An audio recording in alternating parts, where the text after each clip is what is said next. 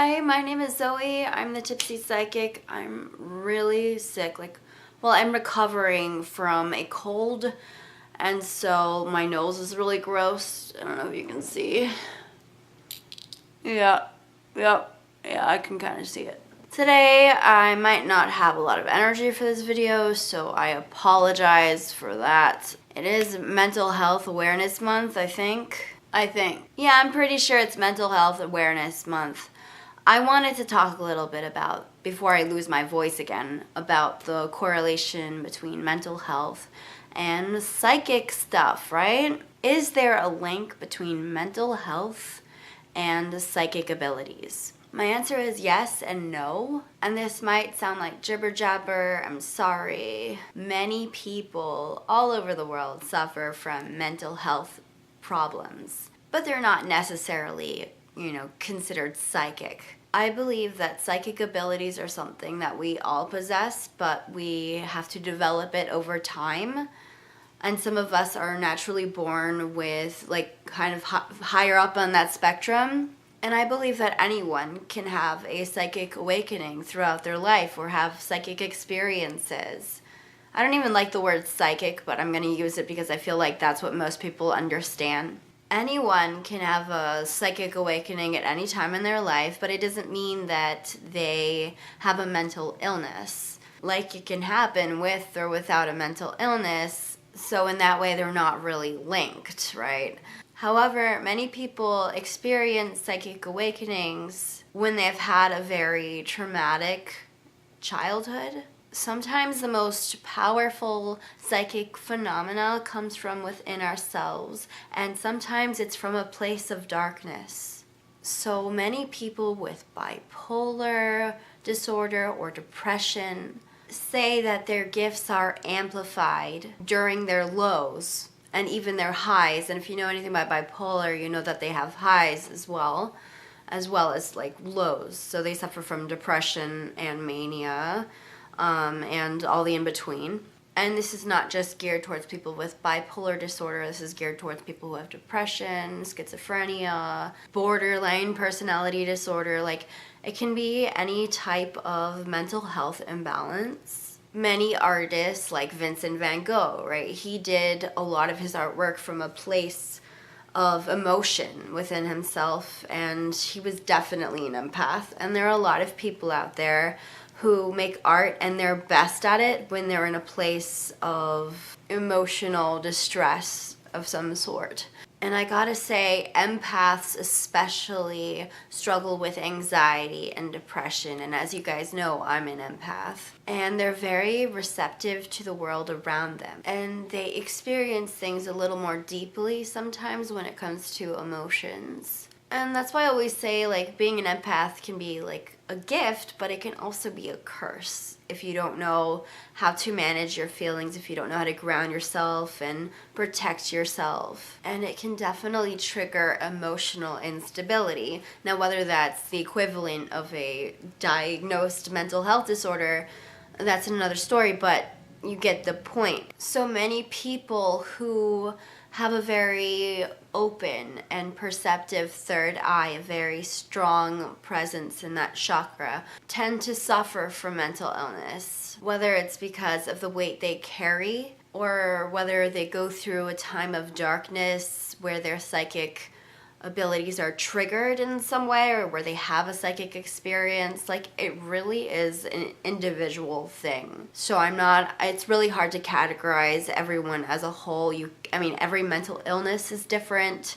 And everything that goes on in here, in our mind, spiritually, and also in our body, it's very specific to the individual. So if this doesn't apply to you, that's okay. This is definitely something that not everyone's going to agree on. For example, I knew a young woman who was diagnosed with schizophrenia, and as a symptom, she could hear voices. She started to realize that these voices were talking to her, but they were also saying things that no one else could have known about people around her, and that were very true. Or they would tell her something is going to happen, and it did. A lot of it started to make her feel like, oh my God, maybe just maybe, this is all just the psychic forces, you know, around me. Maybe they're talking to me or something like that. Because most of the things she heard, they were coming true. But she did suffer from a mental illness, and it did plague her life, but in some way she still received her information. And it's okay to experience this at once. I will never downplay mental illness. I see a lot of people in the spiritual community who do that to an extent.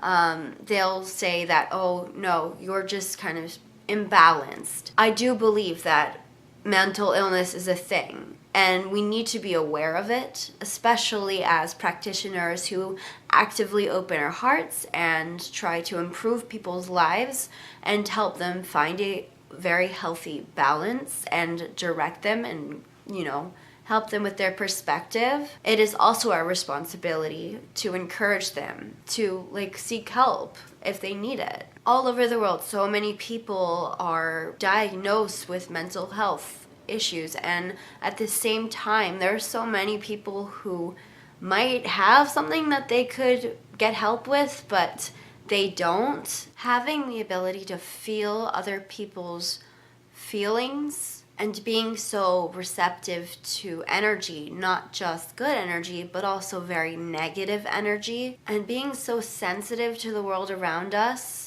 does alter our emotional state. And it is a huge burden. And it's very important to have self-love and self-care, and that we take care of ourselves. And unfortunately, there are people who have mental illnesses who still have to carry that burden as well. And it's not so easy to manage. There are many mental illnesses out there, and some of them are seen more negatively to the outside world. Many mental illnesses such as bipolar disorder or dissociative identity disorder or even depression or PTSD, they have a very negative stigma, and many uneducated individuals associate mental illness with insanity. Most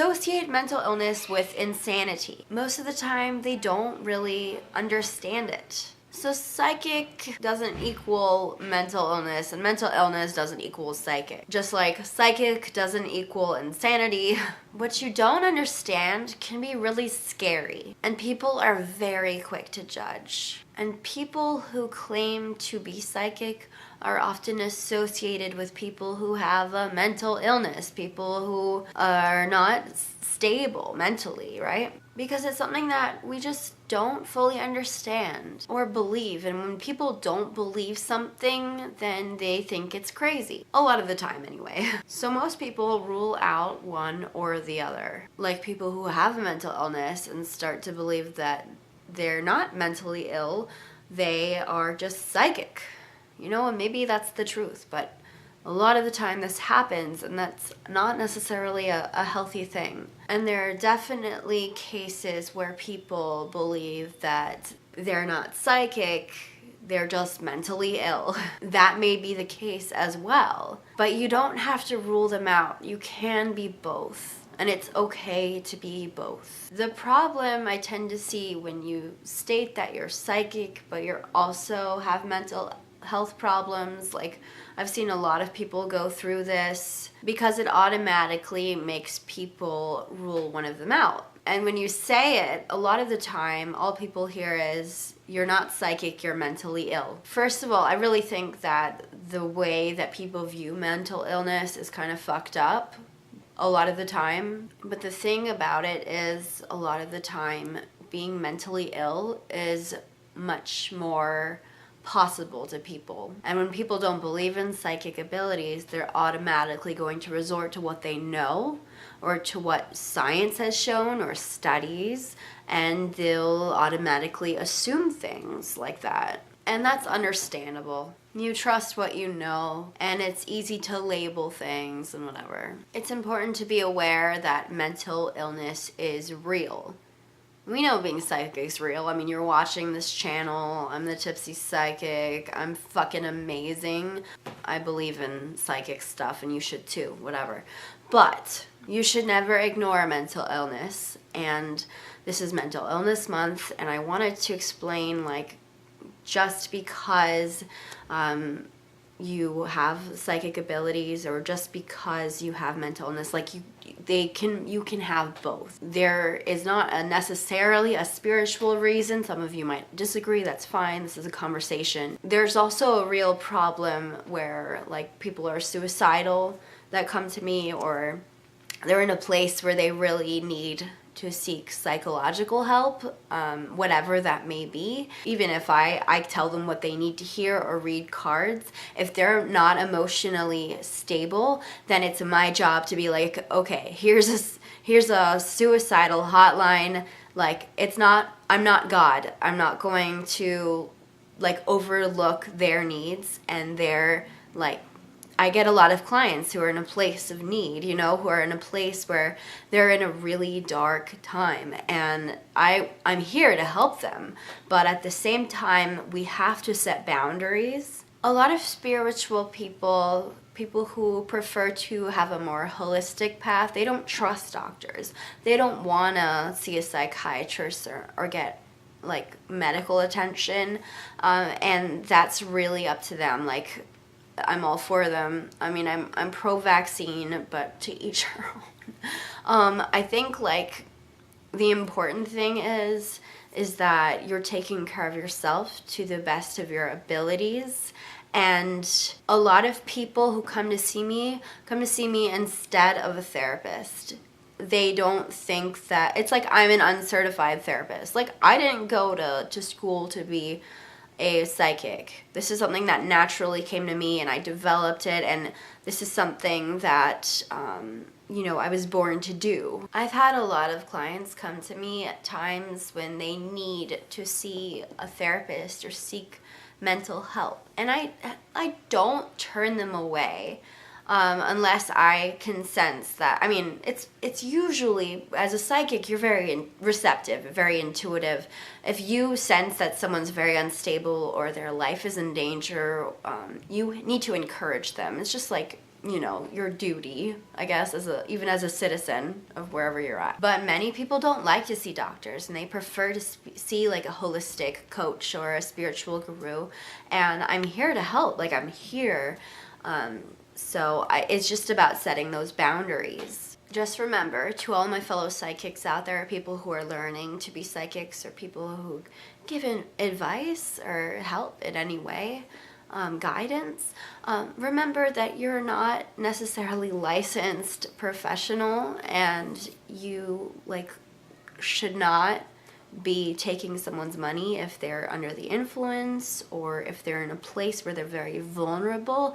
They need to be consciously doing business with you, but they can still be emotional. I mean, there are times when I have a bad day and I still go get I still go talk to someone or see a psychic. That's, we see other psychics. Yep, that's another thing. But I will always encourage clients, if they feel unstable or emotional, I will always encourage them to seek medical help or mental help. And there's nothing wrong with that, because I'm not a psychiatrist, I'm not a licensed therapist or psychologist, I'm not a health professional. I give my guidance, my love, my healing. It's my call to say, I don't think this is a good idea.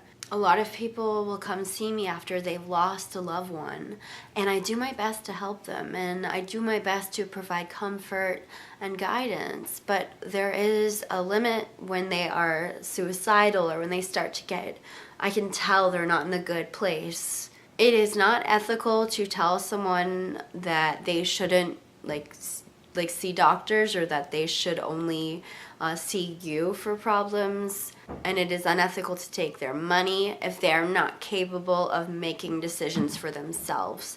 And that's the difference between us healers, people who are very caring and very good guides, versus scam artists or phonies, because a phony will take your money even if it's detrimental to you and you're not consciously capable of giving the best response. It's just not right, If you want a psychic reading, if you need comfort, that's the way to go. I'm definitely here to help you find closure, help you find solace in things. Like sometimes getting a good reading is a really great way to find closure or find comfort. Many people who come to see me, they know all the answers they need, the ones they're looking for. They know them deep down, but they need this reading as a sort of a confirmation, and it's very, very therapeutic. So there's a lot of like therapeutic factors that go into psychic readings. It's very good to be open-minded, and I think that plays a huge part in it. The ability to seek out help and even to seek out psychic help is like huge. Like, and being able to do that for yourself, oh my God, that's like self-love in a nutshell, to be able to heal and work with yourself. And I think that's wonderful. And if you are getting your nails done, you're pampering yourself one day and you stop by to see your favorite psychic, what's wrong with that? A lot of these things, crystals, tarot cards, they have very, very prominent, powerful healing properties. I use my tarot cards all the time as a way to like deal with and process my emotions. They are a great tool for your mental health and well-being as well. So don't discard them. Psychic readings are great tools, great ways to cope with what you're going through. Just make sure you understand that mental illness is real. You're not crazy if you have a mental illness. You're not crazy if you're psychic. Oh my God. And they can go hand in hand. You can see a psychic and a therapist or whatever.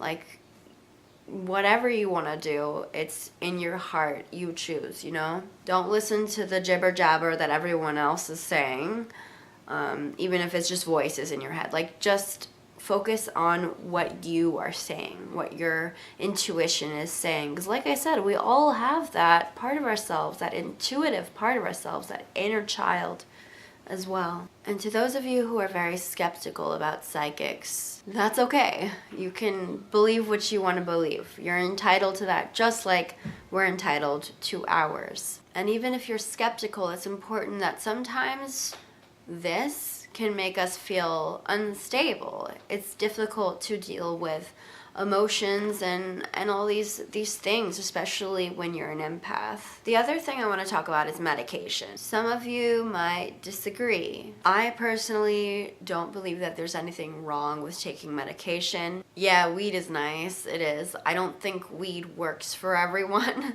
Okay, just to all of you like spiritual people who are really into medical marijuana, I don't think that necessarily is going to solve everyone's problems. I think for some people it's great, but it definitely isn't for everyone.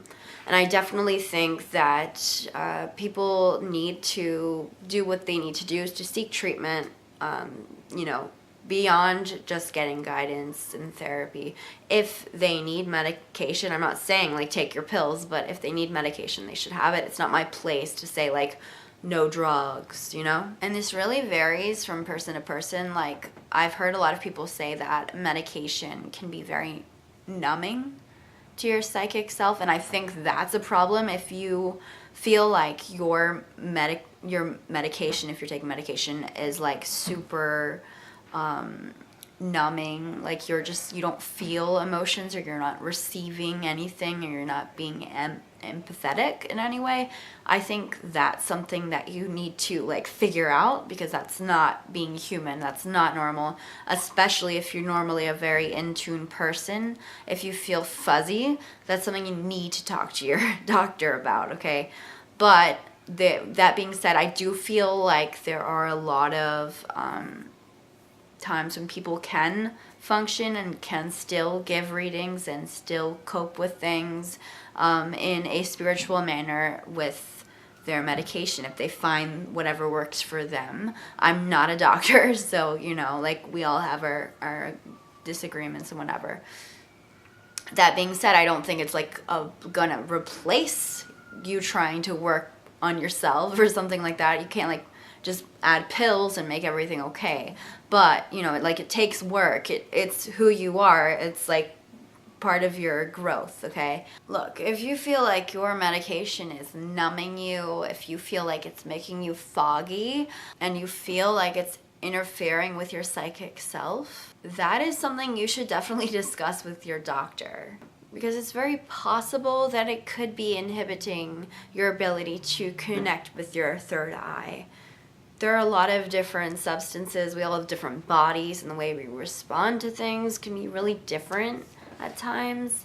But if you feel like it's not affecting your ability to read, then great. Like, I think that it's really different for different people. And some of you have said you feel more like in tune when you're like smoking weed. Other people have said when they're, that it really like inhibits them from drinking and stuff. I get a lot of like questions about being the tipsy psychic, and I say to each their own. I think like your psychic intuition has a way of coming and growing, and I think as long as you're feeling mentally clear-headed, and if these substances stop you from feeling that way, then that's gonna fuck you up. But I feel like your higher power that surrounds you, whatever gives you your information, your psychic intuition, that is so much more powerful than any substance. And if there's something that is like really stopping you from accessing that, then you need to explore that. And definitely like don't stop your pills because you feel like that. Work with your doctor. I don't know, but that's not my job, In fact, there are a lot of really similar ways that people cope with mental illness, and also explore their psychic side, that actually are very similar when it comes to like, figuring things out. Like meditation, there's journaling, reflecting, grounding yourself. These are all things that people use when they're in therapy as well. I mean, there's like so many different forms of it, and I feel like whatever you're doing to help your mental health will also help your spiritual self and your psychic self. So as you help your like mental health, you can also take care of yourself, and you can also grow spiritually and develop your gifts, which is kind of a win-win if you ask me. That leads me to having a healthy mindset and how important that is. It's essential to being a good psychic. Giving a psychic reading is exhausting in itself, especially if you're like giving a bunch of them at a fair. Oh my God, people don't realize how exhausting it is to deal with all this energy around you and constantly having to read and call upon whatever knowledge you have. Like, I know a lot of people will agree with me on this. Even having like 2 or 3 clients in a day, oh my God, that's a lot of energy. It feels like you're working so hard, even though you're just sitting there and using, the gifts that you have and that you're working on. And so it's really important to make sure that you're taking care of yourself. And similarly to like being a mental health clinician or therapist, you're listening to people's problems all day. And like, I wasn't trained to filter out people's problems. Like, I'm here to help them, and I have to find some healthy ground for myself. It's okay to feel a little overwhelmed. I mean, I'm here to heal, and it's sort of something that I've taken on, But at the same time, if you're constantly surrounded by negative energy, you have to make sure that you find some time for yourself to release that into the world in a healthy way. So giving readings here and there is one thing, but when you work as a professional, it's even more exhausting. So if you're looking to getting into the field, keep that in mind. It may be something you're really good at and that you really like doing, but you are also taking on a whole business. So you're like seeing a bunch of clients at the same time, and that can be a really